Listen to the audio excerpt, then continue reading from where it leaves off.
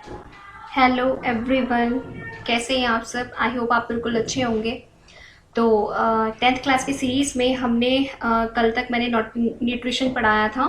Nutrition के बाद autotrophic nutrition का इंट्रोडक्शन दे दिया था। उसका एग्जांपल्स बता देते थे कि जो हमारे प्लांट्स होते हैं उसी में ऑटोट्रॉपिक न्यूट्रिशन होता है, क्योंकि वो अपना खाना खुद बनाते हैं, हम लोग नहीं बनाते। हम लोग अपना खाना जनरली हम डिपेंड होते हैं किस पे, पेड़ पौधों पे, पूरे ग्रेन्स पे, ठीक है, जो कि हमें धरती से प्राप्त होते हैं, जो कि हमें नेचुरली प्राप्त होते हैं, उन पे हम डिपेंड होते हैं, इसलिए हम हेक्टोट्रॉप्स कहलाते हैं।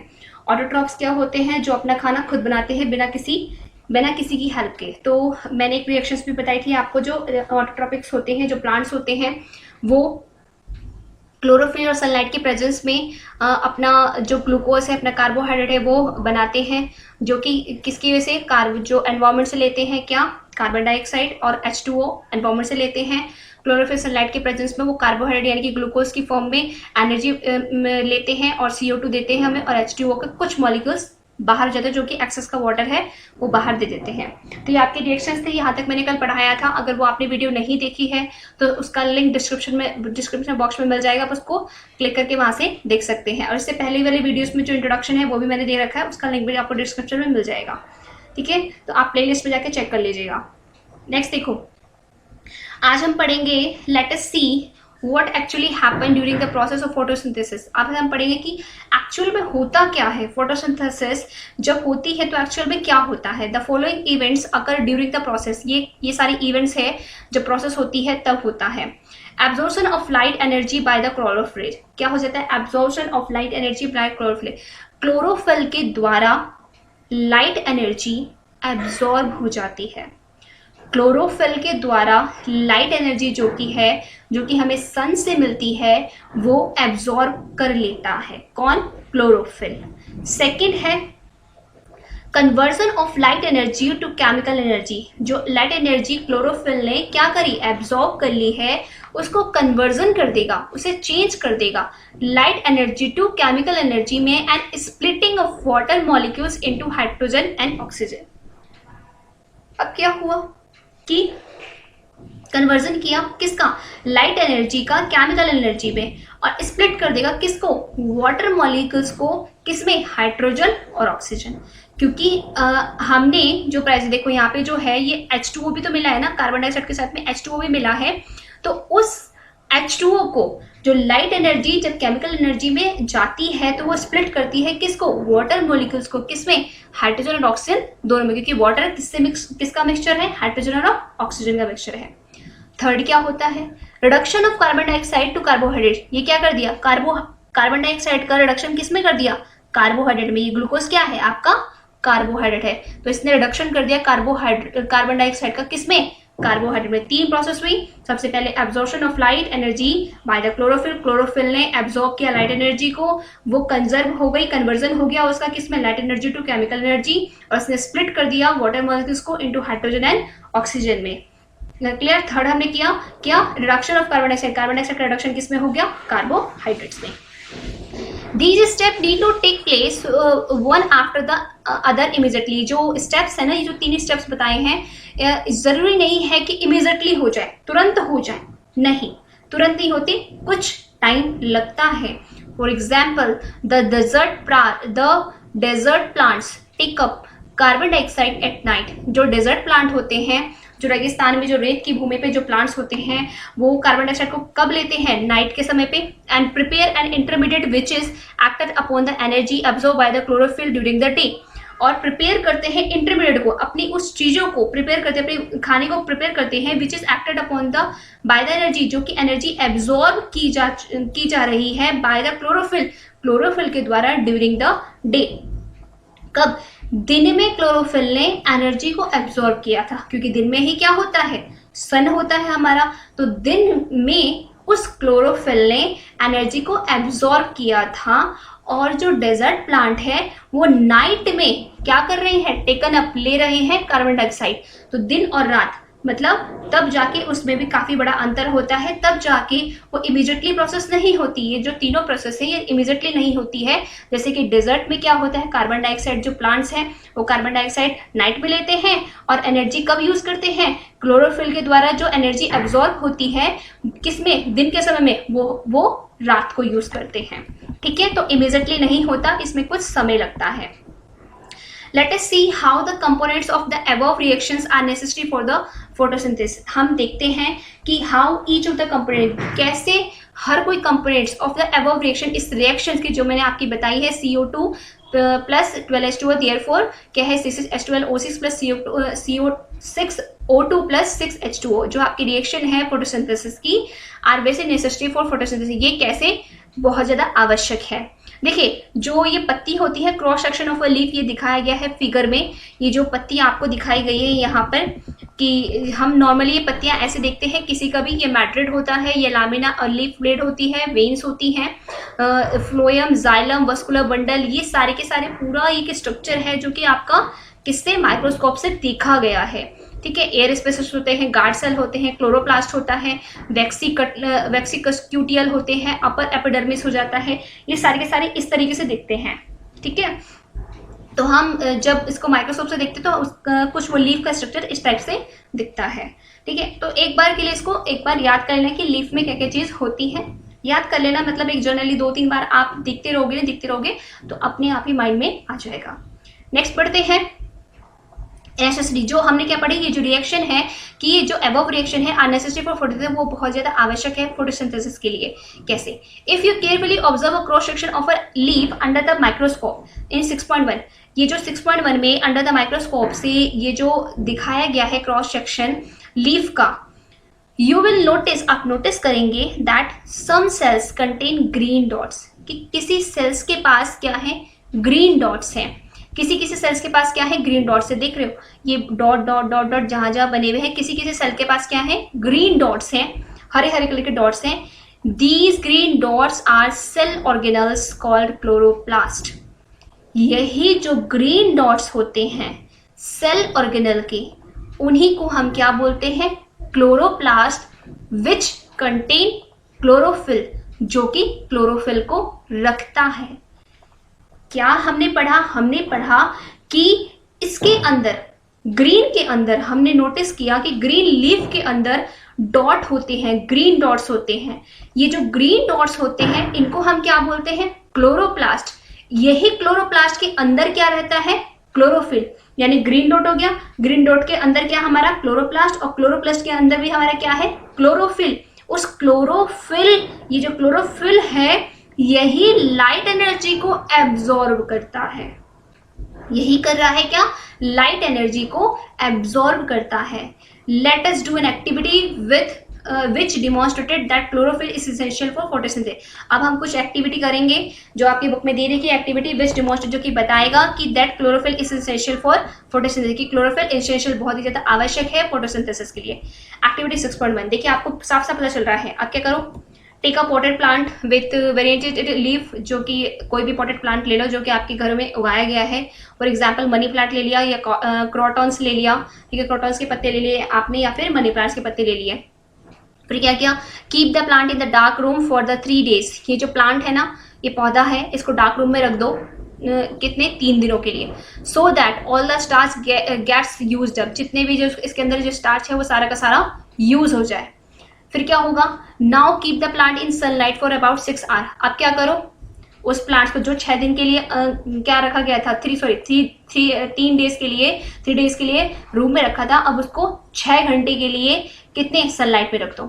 Plug a leaf from the plant, अब क्या करो, एक पत्ती को तोड़ लो।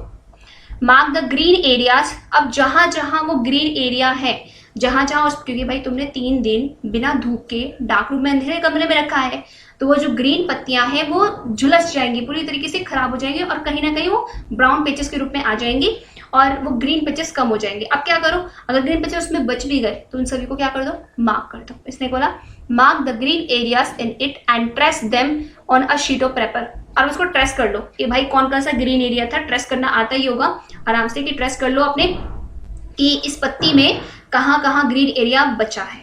फिर क्या कर दिया, इतना काम हो गया। Dip the leaf in a boiling water for a few minutes. अब क्या करो, बॉइलिंग वाटर, उबला हुआ पानी, उसके थोड़े टाइम के लिए रखो।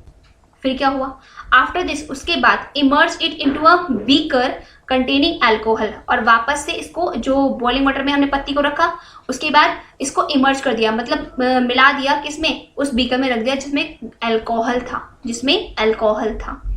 Carefully place the above beaker, carefully, ध्यान पूर्वक रखें अबव बीकर को इन अ वाटर बाथ में, and heat till the alcohol begins to boil. Beaker को ध्यानपूर्वक वाटर बाथ में रखें और इसको हीट करें, गर्म करें, टिल द अल्कोहल, तब तक जब तक कि अल्कोहल बॉयल ना होने लग जाए, जब तक अल्कोहल बॉयल होना शुरू ना कर दे तब तक आप उसको क्या करेंगे, उसको हीट करते रहेंगे। What happens to the colour of the leaf, क्या होता है, आपने पत्ती जो थी, जो ग्रीन डॉट्स की पत्ती थी, ग्रीन कलर के डॉट इसमें लग गए थे, मार्क कर दिया था आपने एरिया, उसको क्या अल्कोहल में डालने के बाद और वाटर में डालने के बाद क्या हुआ, जो हॉट वाटर में डालने के बाद क्या हुआ, देखो, क्योंकि उसके अंदर क्या था, लीफ था ना, उसके अंदर क्या था, लीफ था, तो लीफ में क्या होती है, क्लोरोफिल होती है, वो क्लोरोफिल के कारण जो ग्रीन कलर था ना वो हट गया। जब आपने उसे पानी में डाला तो क्या हुआ कि क्लोरोफिल था उसके अंदर, क्योंकि जो भी हमारा ग्रीन पार्ट होता है लीफ के अंदर, उसके अंदर क्लोरोफिल होता है। वो क्लोरोफिल, क्योंकि 3 दिन आपने क्या किया था, 3 दिन आपने डार्क रूम में रखा था, फिर उसको 6 घंटे के लिए वहां पे रख दिया, उसके बाद उसे गर्म पानी में रख दिया, गर्म पानी में डाल दिया, तो उससे वो जो ग्रीन कलर है उसके पैचेस हटने शुरू हो जाएंगे।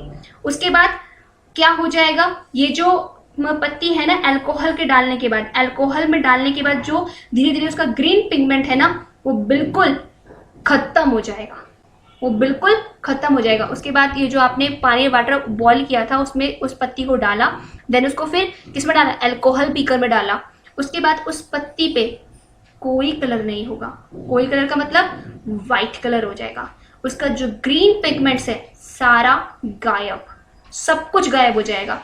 तो what happens to the colour of the leaf, leaf का कलर कैसा हो जाएगा, white, green to white, simple सी बात है, ग्रीन टू व्हाइट, ग्रीन से व्हाइट कलर का हो जाएगा। What is the colour of the solution, solution का कलर कैसा हो जाएगा, जो आपने सॉल्यूशन में बताया, ऑब्वियसली बात है उसका कलर कैसा हो जाएगा, ग्रीन या ब्राउन हो जाएगा, जो कि आपने उसमें सॉल्यूशन में डाला है, ठीक है, इस तरीके का हो जाएगा। तो ये बोला, उसके बाद उसने एक और बात दी है, now dip the leaf in the dilute solution of iodine for a few minutes.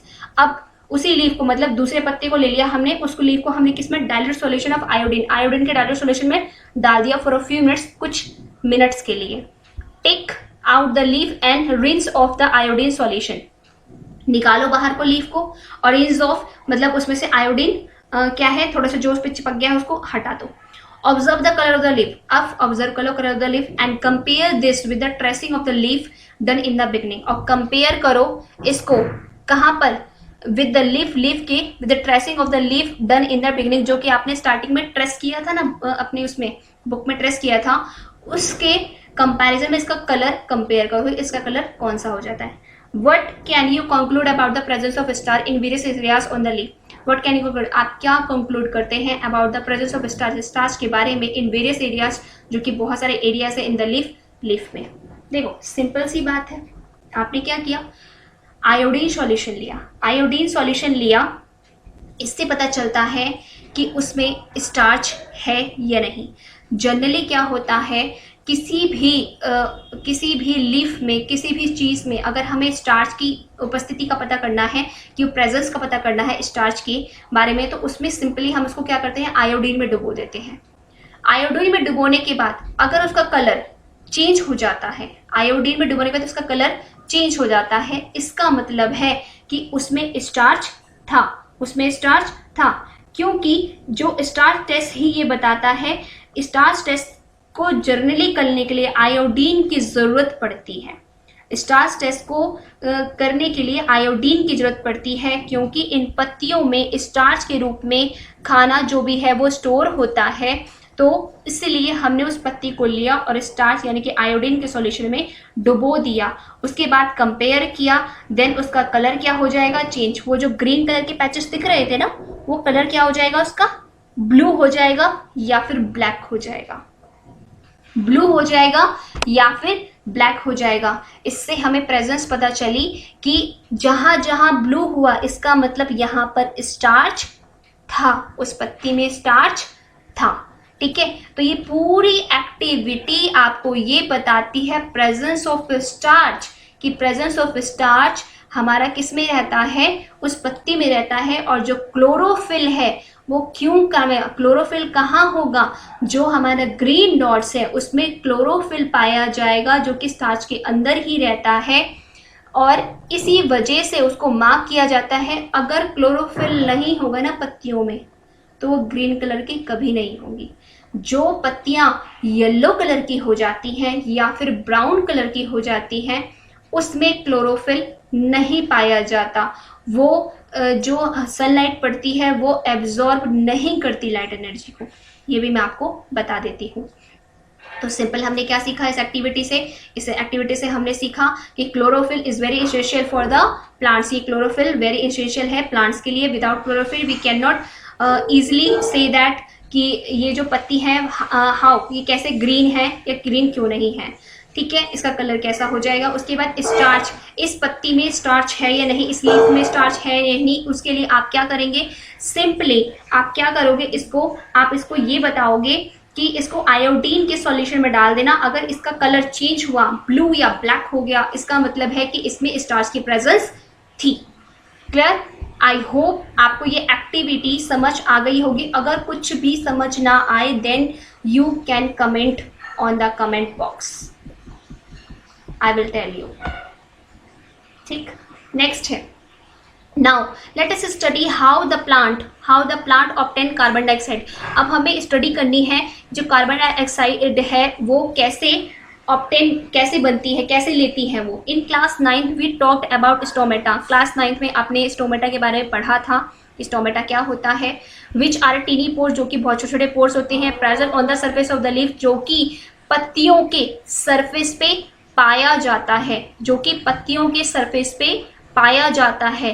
ठीक है, टीनी पोर्स, छोटे छोटे पोर्स होते हैं। Massive amounts of gases exchange takes place in the leaves through these pores for the purpose of the photosynthesis। क्या होता है, massive amount of gases का जो exchange होता है takes place in the leaves, पत्तियों में, through these pores, इस pores के कारण, for the purpose of photosynthesis। किसके लिए, अगर फोटोसिंथेसिस की हमें फोटोसिंथेसिस का पर्पस चाहिए, यानी कि फोटोसिंथेसिस अगर पत्तियों में करानी है, तो इसमें जो गैसेस चेंज होगा, गैसेस एक्सचेंज होगा, वो इन पोर्स के कारण ही, कौन से पोर्स के कारण, स्टोमेटा के कारण ही गैसों का एक्सचेंज, आदान प्रदान किया जाता है। इसीलिए हम ये जो छोटे छोटे पोर्स होते हैं, टिनी पोर्स होते हैं लीव्स पे, इनको हम क्या बोलते हैं, stomata. But it is important to note here, ये लेकिन इंपॉर्टेंट है ये नोट करना, that exchange of gases occurs across the surface of the stem, roots and leaves as well. इसने बोला बट इस इंपॉर्टेंट क्या है, जो एक्सचेंज होता है गैसेस का, occurs across the surface of the stem, वो किसकी सर्फेस में होता है, स्टेम्स के, रूट्स के, लीव्स के एज वेल। स्टेम तने के, रूट्स जड़ के, और लीव्स एज वेल, इन सभी से एक्सचेंज होती हैं गैसेस। क्लियर? स्टोमेटा के द्वारा इन सभी से एक्सचेंज होती हैं gases. Since large amount of water can also be lost through these stomata, क्योंकि बहुत ज़्यादा अमाउंट ऑफ वाटर लॉस हो सकता है, लॉस हो जाता है थ्रू दीज स्टोमेटा, इस स्टोमेटा के कारण। The plants closes these pores when it does not need carbon dioxide for photosynthesis. जो प्लांट्स होते हैं, जो पौधे होते हैं, क्लोजेस दिस पोर्स, वो इस पोर्स को बंद कर देते हैं when it does not need carbon dioxide force, अगर उन्हें और ज़्यादा कार्बन डाइऑक्साइड की ज़रूरत नहीं होती फोटोसिंथेसिस के लिए। ये जो पोर्स हैं ये तभी तक ओपन होंगे जब तक इन्हें कार्बन डाइऑक्साइड गैस चाहिए एनवायरनमेंट से। अगर इन्हें नहीं चाहिए तो ये जो पोर्स हैं ये क्लोज हो जाएंगे automatically. The opening and closing of the pores in a function of the guard cell. जो ओपनिंग होती है और क्लोजिंग होती है, जो ये फंक्शन होता है, ये काम कौन करता है, गार्ड सेल्स। देखो ये जो बीज के दाने दिख रहे हैं ना, ये दाने दाने बीज के, ये गार्ड सेल्स हैं, ये आपके गार्ड सेल्स हैं। The guard cells swell when water flows into them. Guard cells क्या हो जाती है, फूल जाती है, स्वेल हो जाती है when water flows into them, जब इसमें पानी फ्लो करता है, जाता है। Causing the stomatal pores to open. अब ये क्या करता है, कॉजिंग जो कि कारण बनता है स्टोमेटल पोर्स को ओपन करने का, क्योंकि पानी तभी तो जाएगा, एब्जॉर्ब तो तभी करेगा ना गार्ड सेल। जब पानी जाएगा ये क्या हो जाएंगे, ये गार्ड सेल ओपन हो जाएंगे और ये फूल जाएंगे जब ये पानी नीचे जाएगा और ये जो स्टोमेटल पोर्स है इसको ओपन कर देगा। Similarly the pores closes if the guard cell shrink. Similarly इसी तरीके से जो पोर्स है वो बंद हो जाएंगे if the guard cell shrink, जब वो सिकुड़ जाएगा, लाइक बी पार्ट की तरह। ये पूरा ओपन है, इसका मतलब ये पानी को एब्जॉर्ब कर रहा है बार बार। ये आपका गार्ड सेल हो गया, ये आपका स्टोमेटल पोर्स हो गया। देखो ये ओपन है, अभी पानी को ऑब्जर्व कर रहा है ना, ये ओपन है। ये क्लोरोप्लास्ट, ये क्लोरोप्लास्ट हमें इसमें पाया गया जो कि हमारे क्या है, ग्रीन पिगमेंट्स, ग्रीन पिगमेंट्स के रूप में हमें मिलता है क्लोरोप्लास्ट। इसी के अंदर हमारा क्या होता है, क्लोरोफिल। इसी के अंदर ये छोटा सा पार्ट है ना, इसी के अंदर हमारा क्या होता है, क्लोरोफिल। तो open and close stomatal pores के बारे में इसने बता दिया है कि कार्बन डाइऑक्साइड इस तरीके से इसको लेते हैं। अब एक्टिविटी 2 है आपकी, आई होप आपको यहाँ तक क्लियर हो गया है। एक्टिविटी 2 बहुत ईजी है। Take 2 healthy potted plants which are nearly the same size, जो कि सेम साइज के हैं। Keep them in the dark room for the 3 days, 3 दिन के लिए इसको भी डार्क रूम में रख दो। Now place each plant on the separate glass plates. अब हर किसी प्लांट्स को अलग अलग ग्लास प्लेट्स में रखो। Place a watch glass containing potassium hydroxide by the side of the one of the plants. The potassium hydroxide is used to absorb the carbon dioxide. देखो now place the each plant, हर किसी plant को separate glass plates में रख दो, जैसे कि glass plates में रखा हुआ है पूरा पूरा। देखो experimental setup with potassium hydroxide, with potassium hydroxide. A part में भी पोटेशियम हाइड्रोक्साइड है और बी पार्ट में भी पोटेशियम हाइड्रोक्साइड है। अब क्या हुआ, विद पोटेशियम हाइड्रोक्साइड और पोटेशियम, ठीक है सॉरी, विद पोटेशियम हाइड्रोक्साइड और ये विदाउट पोटेशियम हाइड्रोक्साइड है। इसमें पोटेशियम हाइड्रोक्साइड मिलाया गया है, इसमें पोटेशियम हाइड्रोक्साइड नहीं मिलाया गया है इस ग्लास में। अब क्या हुआ, containing potassium hydroxide by the side of the one of the plants, इसके साइड में रख दिया। ये देखो ये प्लेट में रखा हुआ है, इसका watch glass by containing potassium, जिसके अंदर क्या है, पोटेशियम हाइड्रोक्साइड है।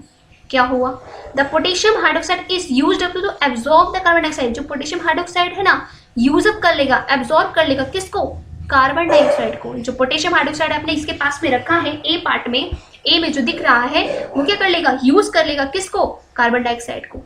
Cover both plants with separate bail jars, इसको कवर कर दिया, ये पूरा बेल जार्स है बाहर, इसको कवर कर दिया है, ढक दिया है, शो इन द फिगर, जैसे फिगर में दिखाया गया है।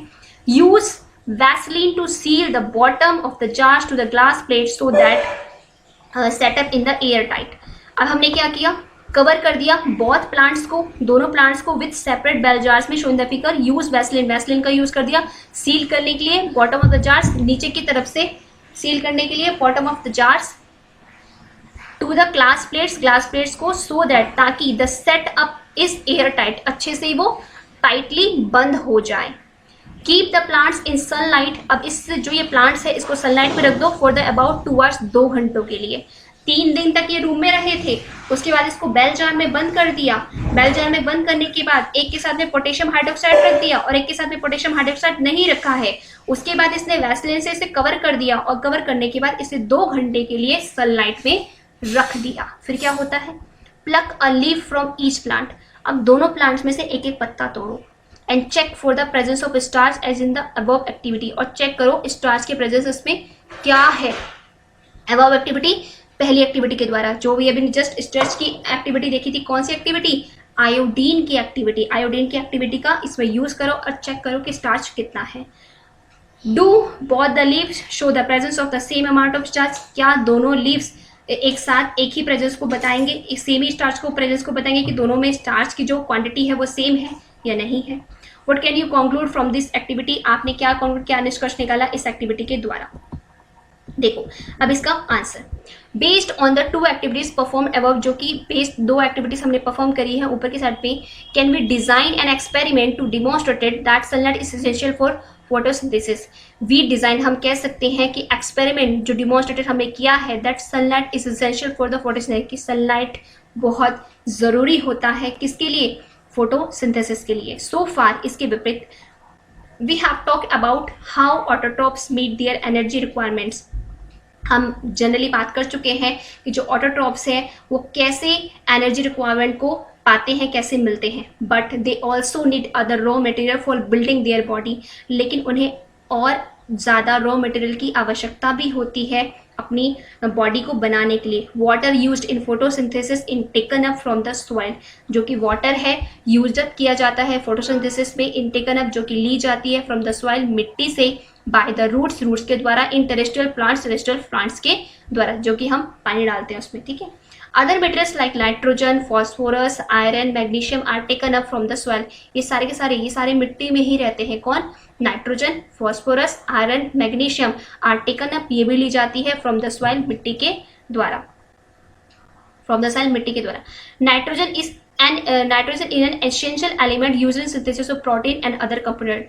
जो नाइट्रोजन है ये भी बहुत एसेंशियल एलिमेंट है, बहुत ही आवश्यक एलिमेंट है, जो कि सिंथेसिस करता है किसका? प्रोटीन का एंड अदर कंपाउंड्स दोनों का। This is taken up in the form of inorganic nitrates और नाइट्राइट्स। ये जो ये ली जाती है, ये किसके रूप में ली जाती है? इनऑर्गेनिक नाइट्राइट्स के रूप में और नाइट्रेट्स के रूप में। याद रखना, नाइट्रोजन को डायरेक्ट यूज नहीं किया जाता मिट्टी में, वो किसकी फॉर्म में यूज किया जाता है? नाइट्रेट्स और नाइट्राइट्स के रूप में। आपने नाइट्रोजन साइकिल में देखा होगा, इसको याद होगा तो। और it is taken up as a organic compound, और ऑर्गेनिक कंपाउंड के रूप में कैसे ली जाती है? Which have be prepared by the bacteria from the atmospheric nitrogen. और इट इज टेकन अप, ये ली जाती है एज ऑर्गेनिक कंपाउंड के रूप में, विच हैव बीन प्रिपेयर्ड, जो कि हम प्रिपेयर करते हैं बाय द बैक्टीरिया के द्वारा, फ्रॉम द एटमॉस्फेरिक नाइट्रोजन के लिए। अगर मिट्टी में हमें नाइट्रोजन की आवश्यकता चाहिए तो हम बैक्टीरिया के द्वारा इसको ऑर्गेनिक कंपाउंड में चेंज कर लेते हैं। लेकिन इनऑर्गेनिक कंपाउंड के रूप में हमें क्या मिलता है? इनऑर्गेनिक कंपाउंड के रूप में हमें नाइट्रेट्स और नाइट्रेट्स के रूप में नाइट्रोजन की प्रेजेंस मिलती है। किसमें? मिट्टी के रूप में, ताकि हम इसको इसेंशियल, ये सारी की सारी चीज़ें क्या है? इसेंशियल है। ऐसा नहीं है कि जो फोटोसिंथेसिस है वो सिंपली कार्बन डाइऑक्साइड और वाटर से हो जाती है, नहीं, उसके लिए कुछ और रॉ मटेरियल की जरूरत होती है, जो कि मिट्टी से रिक्वायरमेंट पूरी करता है। कौन? प्लांट। वो हमारा क्या है? नाइट्रोजन, फास्फोरस, आयरन, मैग्नीशियम, ये सारी की सारी चीज़ें वो मिट्टी से लेता है। और नाइट्रोजन इसमें इसेंशियल पार्ट होता है सिंथेसिस करने के लिए प्रोटीन का एंड अदर कंपाउंड्स का, जो कि किसके रूप में रहती है? इनऑर्गेनिक फॉर्म के रूप में रहती है, जो कि नाइट्रेट्स और नाइट्राइट्स हैं। आई होप आपको ये एक्टिविटी समझ में आ गई होगी, और अगर नहीं समझ में आए तो इसको ज़रूर 1 से 2 बार देखिएगा और बताइएगा कि ये अच्छे से समझ में आ गया नहीं। अगर कोई प्रॉब्लम होती है तो कमेंट में लिख दीजिएगा, मैं आपको बता दूंगी कि क्या प्रॉब्लम है, कैसे सॉल्व होगी, ठीक है। तो अगर वीडियो को अभी तक आपने चैनल को सब्सक्राइब नहीं किया है तो चैनल को सब्सक्राइब जरूर करें, और वीडियो को लाइक, कमेंट और शेयर करना ना भूलें। Thank you very much.